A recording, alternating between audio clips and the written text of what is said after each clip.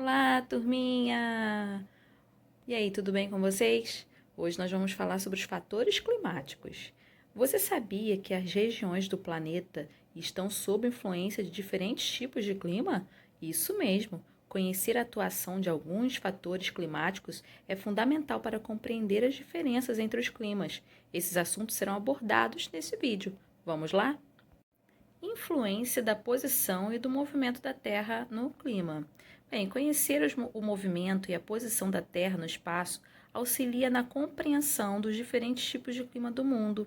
Como já estudamos, a inclinação do eixo da Terra e o seu movimento de translação resultam nas estações do ano, responsáveis pelas variações climáticas que ocorrem no decorrer do ano. Quando falamos em variações climáticas, são os diversos tipos climáticos que nós temos. A inclinação do eixo de rotação da Terra também interfere na incidência de energia solar sobre a superfície. Assim, quanto mais afastado da linha do Equador, a linha do Equador é essa linha aqui, ó, tá?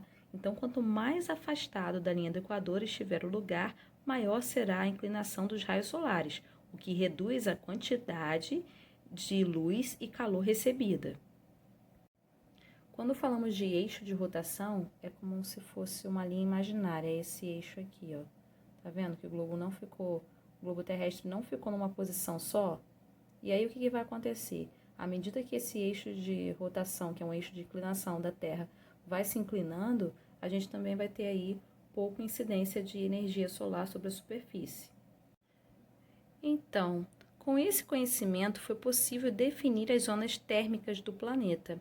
Assim, as zonas temperadas são menos quentes, as temperadas são essas zonas aqui, ó. Zona temperada do sul e zona temperada do norte. E essas zonas temperadas são menos quentes que a zona tropical. As zonas polares recebem os raios do sol bem inclinados, sendo, portanto, bem frias. Ai, já até me deu frio aqui, crianças. Agora, vale lembrar que na mesma zona térmica existem diferentes tipos de clima, com grandes variações. Na zona intertropical, por exemplo, podemos encontrar climas secos, como ocorre no interior do Nordeste, ou climas úmidos, como na Amazônia. Portanto, para compreender o clima das diferentes regiões do planeta, é necessário conhecer os fatores que atuam na atmosfera e que, combinados, caracterizam os tipos climáticos, como as formas de relevo, a influência dos corpos hídricos, entre outros. Vamos saber que fatores do clima são esses? Nós temos aí a latitude, altitude, correntes marítimas, massas de ar, maritimidade e continentalidade. Os fatores do clima são variáveis e, quando combinados, determinam os padrões climáticos da Terra. Vamos ver cada um deles. Latitude é um fator climático. É a distância de um lugar qualquer da superfície terrestre até a linha do Equador. Então, digamos que estamos aqui, né? A linha do Equador está aqui. Então, essa distância, tá? Quanto mais eu for me afastando da linha do Equador, mais distante vai ficando. Logo, os locais próximos à linha do Equador, as latitudes são menores e os raios solares atingem perpendicularmente à superfície terrestre. Quanto maior for a latitude, mais baixas serão as temperaturas. Quanto menor, mais elevadas. Como a temperatura é um dos elementos do clima, ele também se modifica conforme a variação da latitude. Outro fator climático, não sei se você já ouviu falar, é a altitude. Mas o que seria a altitude? A própria palavra já diz, a altitude, alto. A altitude é a distância, a medida da vertical entre um lugar e o nível médio das águas do mar. A altitude mede-se em metros. Vamos compreender melhor isso. Perto do nível do mar, o ar é mais denso, ou seja, mais pesado, que nas montanhas. Por isso, ele tem mais capacidade de reter o calor absorvido e irradiado pela superfície. Nas montanhas, o ar é mais rarefeito, é um ar mais espaçoso, pois a atmosfera é menos densa que no nível do mar. Por essa razão, sua capacidade de absorção do calor é bem menor. Assim, quanto mais elevada a altitude, mais baixa a temperatura do ar. As altas montanhas próximas à linha do Equador apresentam baixas temperaturas e geleiras em seus picos. Isso acontece porque o frio causado pela altitude compensa o calor da região, que advém da influência da latitude. E as massas de ar? O que são massas de ar, professora? É a porção do ar atmosférico que, quando estacionado sobre uma superfície homogênea, adquire características, ou seja, temperatura, pressão e umidade da mesma. A atmosfera tende a apresentar extensas áreas com as mesmas características de temperatura, pressão e umidade, que são as massas de ar. Ao se deslocarem, elas carregam as características adquiridas na região de origem, ou seja, se ela se formou lá nos polos, elas terão características geladas. Já as massas de ar que se formam sobre o oceano, próximo à linha do Equador, será quente e úmida. E ao se deslocar para o continente, vai trazer altas temperaturas e muita umidade.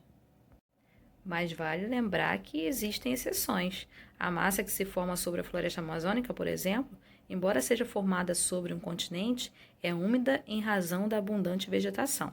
No Brasil, nós temos aí 5 massas de ar bem atuantes. Vamos conhecer? Vamos conhecer então as características das massas de ar que atuam em nosso território. A primeira massa de ar é Equatorial Atlântica. A sigla é MEA. Ela é quente e úmida, vai atuar no litoral norte e nordeste e há formação de chuvas e aumento dos ventos. A B é Equatorial Continental, representada pelas letras M, E, C, que é massa equatorial continental. Ela é quente e seca, atua aí no interior das regiões norte, centro-oeste e sul e há formação de ventos e diminuição da umidade relativa do ar. A C, Tropical Atlântica, que é representada pela sigla MTA. Ela é quente e úmida, faixa litorânea das regiões norte e nordeste, onde elas vão atuar, e a formação de chuvas e diminuição das temperaturas. A D, Tropical Continental, sigla MTC. Quente e seca, atua aí no sudeste, no sul, parte do nordeste e também do norte. Aumento das temperaturas e dos ventos. E a última, que é a Polar Atlântica, MPA. Ela é fria e seca, atua no sudeste, sul e norte, e há uma diminuição da temperatura e também da umidade relativa do ar. Lembrando que no inverno, a massa que mais atua no Brasil, em todo o território brasileiro, é a massa polar atlântica, tá? E aqui nós temos um mapa mostrando a vocês quais são as massas de ar e os territórios que elas atuam. Outros fatores climáticos são continentalidade e maritimidade. Se você já foi à praia em um dia ensolarado, deve ter percebido que, durante o dia, a areia é bem mais quente que a água do mar. À noite, entretanto, a água do mar é mais quente que a areia. Sabe por que isso ocorre? Porque a água demora mais para ganhar ou perder calor, o que causa o efeito de maritimidade. Já os continentes esquentam-se e resfriam-se mais rapidamente, ocasionando o efeito da continentalidade, e a gente até conversou sobre isso na nossa aula. As áreas localizadas no interior dos continentes, distantes dos mares e oceanos, sofrem o efeito de continentalidade, apresentam maior variação de temperatura. Isso ocorre porque absorvem mais calor nos meses de verão. E durante o dia, resfriam-se mais rapidamente nos meses de inverno e durante a noite, diminuindo as temperaturas. Assim, por se aquecerem e se resfriarem mais rapidamente que as águas, os continentes registram temperaturas mais baixas à noite que durante o dia. A mesma variação de temperatura acontece tanto nos meses de inverno quanto nos de verão. Portanto, a continentalidade é responsável por elevadas variações de temperatura e a maritimidade por baixas variações de temperatura.